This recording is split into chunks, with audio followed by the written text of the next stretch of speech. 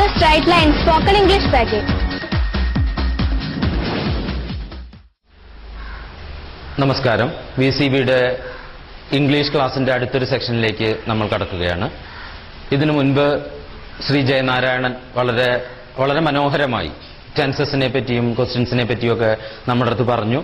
അപ്പൊ അത് വളരെ മനോഹരമായി എന്ന് പറഞ്ഞാൽ പെട്ടെന്ന് മനസ്സിലാക്കാവുന്ന ഒരു രീതിയിലാണ്. അതിന് ശ്രീ ജയനാരായണൻ വളരെ അഭിനന്ദനങ്ങൾ അർഹിക്കുന്നുണ്ട്. അപ്പോൾ അവിടുന്നാണ് തുടങ്ങുന്നത്. അപ്പൊ നമുക്ക് പഴയതൊന്നിങ്ങനെ റിവൈസ് ചെയ്ത് നമ്മൾ അടുത്തേക്ക് കിടക്കുകയാണ്. അപ്പൊ നമ്മൾ ടെൻസിനെ പറ്റിയാണ് ആദ്യം പറഞ്ഞത്. അപ്പോൾ ഈ ടെൻസിന് തന്നെ അതിനൊരു ഓർഡർ ഉണ്ടെന്നും ആ ഓർഡർ അനുസരിച്ചാണ് ഇതിങ്ങനെ നമുക്ക് എഴുതേണ്ടതെന്നും ഒരേ സെന്റൻസിനെ തന്നെ എല്ലാ ടെൻസ് ഫോമിലേക്കും മാറ്റണം എന്നാണ് നമ്മൾ പൊതുവായി പറഞ്ഞ നിയമങ്ങൾ. അപ്പൊ അതിൽ നമുക്ക് ഒരു ടെൻസിന്റെ ഒരു കാര്യം എടുത്തിട്ട് നമ്മൾ അതിൽ നിന്നാണ് മുന്നിലേക്ക് പോകുന്നത്. അപ്പൊ അതിൽ നമുക്ക് ഒരു ഉദാഹരണം എടുക്കാം.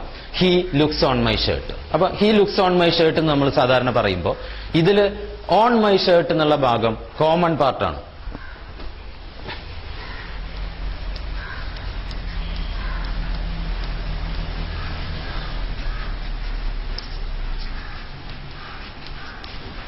അപ്പൊ ഇതില് നമ്മൾ ഏത് ടെൻസ് ഫോമിലേക്ക് മാറ്റിയാലും ഈ ഓൺ മൈ ഷർട്ട് എന്നുള്ളതിന് വ്യത്യാസം വരില്ല. അപ്പൊ ഇത് കോമൺ പാർട്ട് എന്നുള്ളതുകൊണ്ട് നമുക്ക് ഇതിനെ റൗണ്ട് ചെയ്യാം. എന്നിട്ട് ഇത് സിമ്പിൾ പ്രസന്റ് ടെൻസ് ആണ്, simple past, simple future, continuous, perfect, perfect continuous. അപ്പൊ ആ ഒരു ഓർഡറിലാണ് നമ്മളിങ്ങനെ പോണത്. അപ്പൊ അത് എങ്ങനെയാ നമുക്ക് തുടങ്ങുക വെച്ചാൽ he looks, he looked, he will look, is looking, was looking, will be looking, has looked, had looked, will have looked, has been looking, had been looking, will have been looking. ഇത്രയാണ് നമ്മുടെ പ്രശ്നം. അപ്പൊ ഇതിനെ നമുക്കൊരു പെരുക്കപ്പട്ടിക പോലെ നമുക്ക് പഠിക്കാൻ കഴിഞ്ഞാൽ വളരെ ഈസി ആയിട്ട് ഇത് എപ്പോഴും നമുക്ക് എഴുതാനോ ഉപയോഗിക്കുമ്പോഴോ ഒന്നും തെറ്റുവരില്ല. അതുപോലെ തന്നെ നമ്മൾ ഓരോ സമയത്തും വായിക്കുമ്പോൾ, ഇപ്പൊ നമ്മളൊരു പുസ്തകം വായിക്കുകയാണെങ്കിൽ ഇത് ഏത് ടെൻസ് ഫോമിലുള്ള സെന്റൻസ് ആണ് നമ്മൾ വായിച്ചുകൊണ്ടിരിക്കുന്നതെന്ന് നമ്മൾ ചിന്തിക്കാൻ തുടങ്ങും. അപ്പൊ അത് നമ്മുടെ ഇംഗ്ലീഷ് പഠനത്തിൽ വളരെ വളരെ വളരെ പെട്ടെന്ന് പുരോഗമിപ്പിക്കും. അപ്പൊ അതാണ് നമ്മൾ ചെയ്ത ഒരു കാര്യം. പിന്നെ രണ്ടാമത് ജയനാരൻ ചെയ്ത് ക്വസ്റ്റ്യൻസിനെ പറ്റിയാണ്. അപ്പൊ ക്വസ്റ്റ്യൻസ് തന്നെ ഡിഫറെന്റ് ടൈപ്സ് ഓഫ് ക്വസ്റ്റ്യൻസ് ഉണ്ട്. അതിൽ 3 ടൈപ്പ് ഓഫ് ക്വസ്റ്റ്യൻസ് ആണ് ഇവിടെ പറഞ്ഞത്. അപ്പൊ അതിൽ first type information question, confirmation question and question tags. ഇതിന് 3 പറ്റിയാണ് നമ്മൾ പറഞ്ഞത്.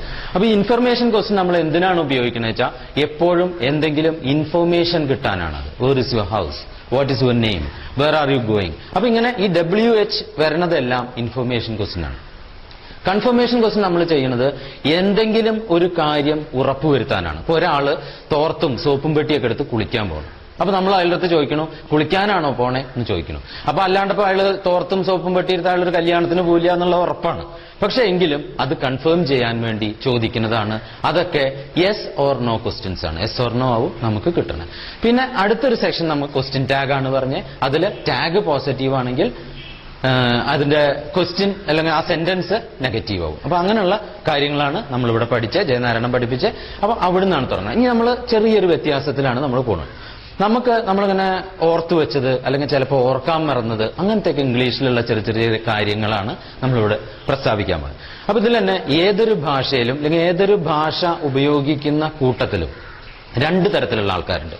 അപ്പൊ ഈ 2 തരത്തിലുള്ള ആൾക്കാർ പറഞ്ഞാൽ നമുക്ക് ഇതിങ്ങനെ ജനറൽ ആയിട്ടുള്ള കാര്യം, ഇതിനൊരു ഗ്രാമറിന്റെ കാര്യമോ അല്ലെങ്കിൽ നമുക്ക് വ്യാകരണത്തിന്റെ നിബന്ധനയോ നിയമമോ ഒന്നുമല്ല പറഞ്ഞത്. നമുക്ക് വെറുതെ അങ്ങനെ മനസ്സിലാക്കാനും വെറുതെ അങ്ങനെ ഒരു രസത്തിന് അറിയാനും ഒക്കെ ഉള്ള കാര്യങ്ങളാണ് നമ്മൾ ഈ ക്ലാസ്സുകളിൽ ഒരുക്കിയിറക്കുന്നത്. അപ്പൊ ഇത് നമ്മുടെ ഭാഷാ പഠനത്തിന് വളരെ ഉപയോഗപ്രദമാണ് എന്ന് നമുക്ക് ഉറപ്പുള്ളത് കൊണ്ടുമാണ് അങ്ങനെ ചെയ്യണേ. അപ്പൊ നമുക്ക് 2 തരത്തിലുള്ള ഭാഷയെ പറ്റി പഠിക്കുന്നത് ചിന്തിക്കുന്നതൊക്കെ 2 തരത്തിലുള്ള ആൾക്കാരുണ്ട്. അതിൽ ഫസ്റ്റ് ടൈപ്പിനെ നമ്മൾ പറയുന്നത് പ്രാദേശിക ഭാഷാവാദികൾ. അപ്പൊ അവര് പ്രാദേശിക ഭാഷാവാദികൾ എന്ന് പറഞ്ഞാൽ മലയാളമാണ് നല്ലത്, മലയാളം മാത്രമേ ഉപയോഗിക്കാൻ പാടൂ, മലയാളം നമ്മുടെ മാതൃഭാഷയാണ്. അപ്പൊ നമ്മുടെ കവികളൊക്കെ ഉണ്ട്. കവികളൊക്കെ ഇതിനെക്കുറിച്ച് ഇങ്ങനെ നമുക്ക് വളരെ മനോഹരമായിട്ടുള്ള കാര്യങ്ങളൊക്കെ പറഞ്ഞു തന്നിട്ടുണ്ട്. അപ്പോൾ അതിലിപ്പോ ഏതൊരു ശാസ്ത്രവും ഏതൊരു കാവ്യവും ഏതൊരു വേദവും ഏതൊരാൾക്കും ഹൃത്തിൽ പതിയണമെങ്കിൽ സ്വഭാഷതൻ വക്രത്തിൽ നിന്ന് താൻ കേൾക്ക വേണം, മിണ്ടിത്തുടങ്ങാൻ ശ്രമിക്കുന്ന പിഞ്ചിലം ചുണ്ടിന്മേൽ അമ്മിഞ്ഞ പാലോടൊപ്പം അമ്മ എന്നുള്ള 2 അക്ഷരമല്ലയോ സമ്മേളിച്ചിടുന്നത് ഒന്നാമതായി,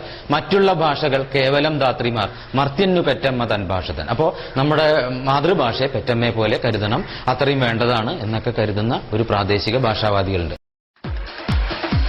The Straight Line Spoken English Package.